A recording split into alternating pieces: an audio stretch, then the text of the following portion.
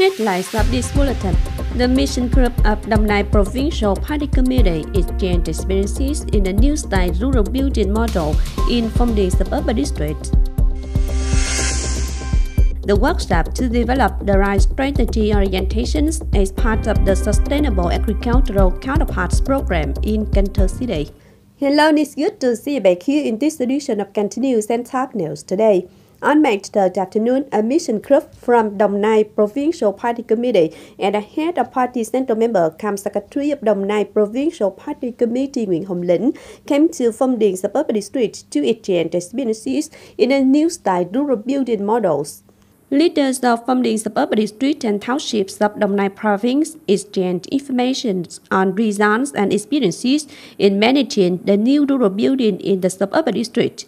Secretary Nguyễn Hồng Lĩnh said that experiences in mobilizing sources for new style rural building shared at the exchange are considered the foundation for the two localities to devise suitable solutions so as to get higher results in new style rural building.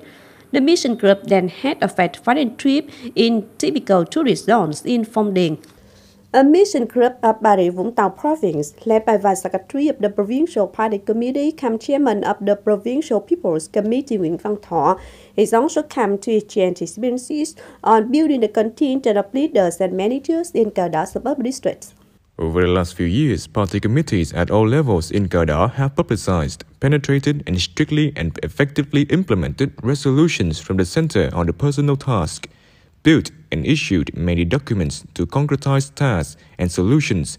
At the working session, leaders of Cần Thơ City, Bà Rịa Vũng Tàu, and Cờ Đỏ suburban district shared many opinions to learn experiences from each other, which would then be applied to the local reality, with the aim to build the contingent of leaders, managers who are qualified, competent, prestigious to meet working demand in the new situation. Vietnam Chamber of Commerce and Industry Cần Thơ branch, or VCCI Cần Thơ for short, he just organized the gathering with business persons in the Mekong Delta region in 2023. Attendees viewed back highlights in the Vietnamese economy last year and policies that have impacts on business operations. Delegates also analyzed, shared, and assessed the national and international economy, especially outstanding issues that affect the Mekong business community after the COVID-19 epidemic has been under control. Delegates focused their exchange on the building of business culture for sustainable development. This is a very important topic that helps businesses consolidate their internal strength, which is considered the motivation to overcome difficulties and continue growing in the time ahead.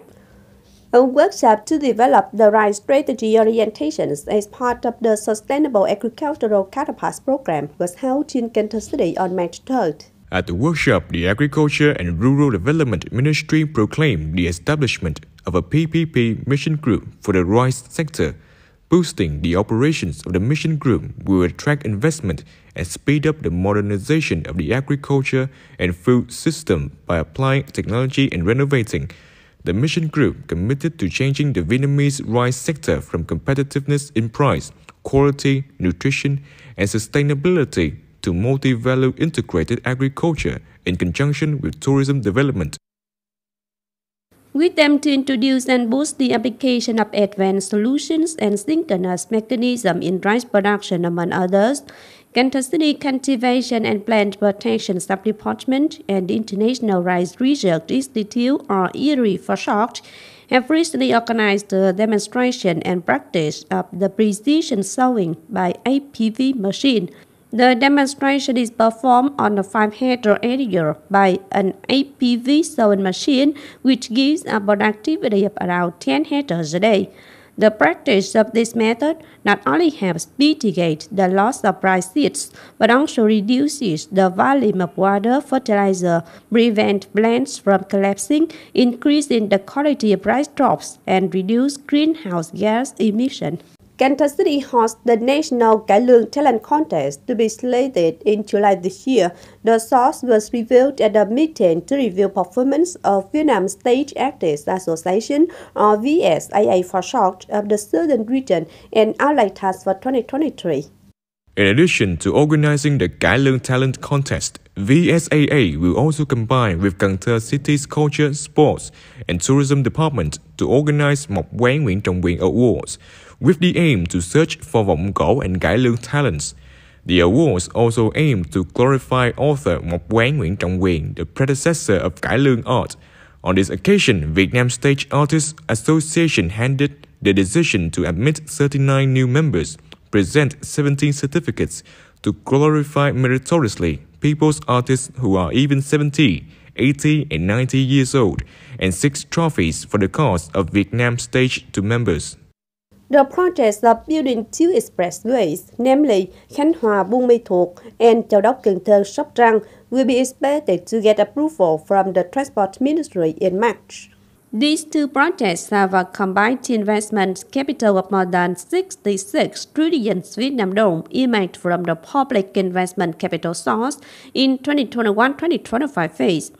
Châu Đốc Cần Thơ Sóc Trăng Expressway alone has a total length of more than 189 kilometers and a total investment level of nearly 44 trillion 700 billion Vietnam dong. The project is divided into 4 sub-projects, which are expected to be completed in 2025 and put into exploitation in 2027. If at the beginning of the year the export situation in Cần Thơ was not positive, in February there was a growth of 0.19%. This is a positive signal showing that businesses have effectively implemented measures to gradually reconnect with foreign partners despite the ongoing world economic crisis. Rice exports in February have started to grow again. The output is estimated at over 141,000 tons, and the turnover is estimated at over 66 million USD, up 2.34% over the same period. In addition to implement contracts from the previous year, businesses also signed a number of new contracts, mainly fragrant rice exported to the Philippines, Ghana, Cameroon, Ivory Coast, and especially the Republic of Korea.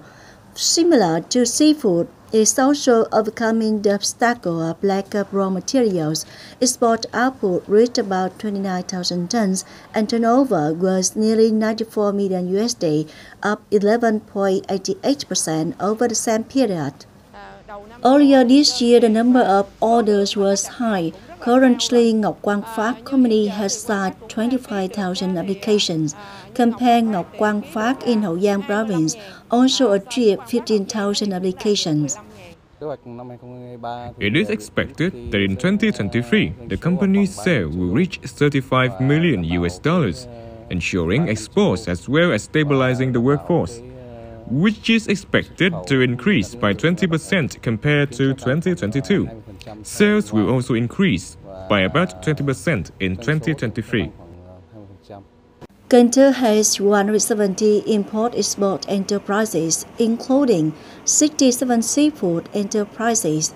Goods are exported to 100 countries and territories, in which seafood has been exported the most to Asia, Japan, China, Thailand, America, Brazil, Canada, USA, Europe, the Netherlands, UK, Belgium, Australia. Generally, for the first 2 months of the year, the total export turnover of Cần Thơ has reached 261 million USD, up 0.18% year-on-year. We also maintain traditional export markets such as Japan, Korea, including Europe. Export growth in the US market. In addition, Phạm Nghĩa Food Company also provides new product lines and deep processed products. The current output of Kim Hưng crabs is about 50 to 60 containers per month, with an expectation to exceed 20 to 30%. Since the beginning of the year, many foreign customers have come to order, and the company's plan will exceed the output by more than 50% compared to the end of last year. However, exporting agricultural products and processed foods such as fruit juice, frozen fruit, dried fruit, canned fish oil, fish meal, rice bran powder, extracted rice bran oil, not stabilized yet. In the past 2 months, its turnover has only reached about 25 million USD, which is a decrease of nearly 12% compared to the same period of last year. Therefore, it's required that businesses in this field need to make more efforts in seeking new partners and expanding the market.